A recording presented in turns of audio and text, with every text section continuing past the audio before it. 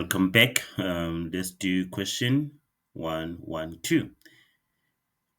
Okay, let's just go through the information. A baker kept a record of the number of loaves of bread a tuck shop ordered daily over the last 18 days. The information is shown in the table below. Calculate the standard deviation of the data. So what we do here, there's nothing much we have to do. We have to use our calculator, okay? Let me just show you how to use the calculator. This is how you calculate your standard deviation using the calculator. Okay, you go to mode and then you select statistics. There in this calculator is 3. In some calculators it may be on number 2 there. Okay, so it depends on your calculator. So check in your calculator. You can use your calculator to see how to do this. Okay, but the steps are just almost the same. They're just the same actually. So we select statistics. Okay, in this calculator is on number 3. In other calculators, like I said, it can be in number 2. So I select 3 there for statistics, right? And then we select option 1 there, which says 1 minus var. Okay, 1 minus variance there. Okay, so we select that. And then we enter our data items.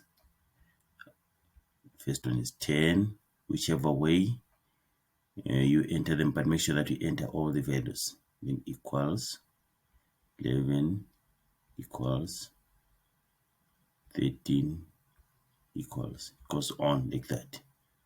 Okay, up to the last ones, 40 equals, then 41 equals. You see that we've entered all the values.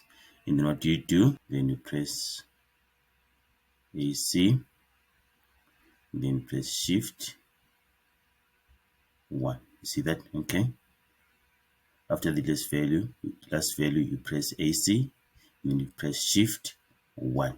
Okay, and then what do we want here? We want standard deviation, so we go to variance there, which is option 4 in my calculator. Then we enter 4. Then we want standard deviation. You can see the symbols there.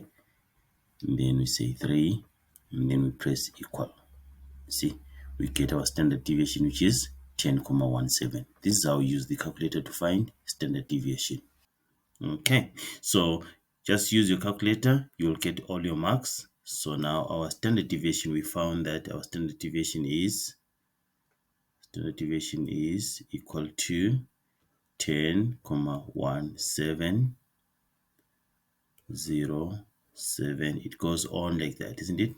So it means our standard deviation is approximately 10,17. Okay, that's our answer there in 2 decimal places.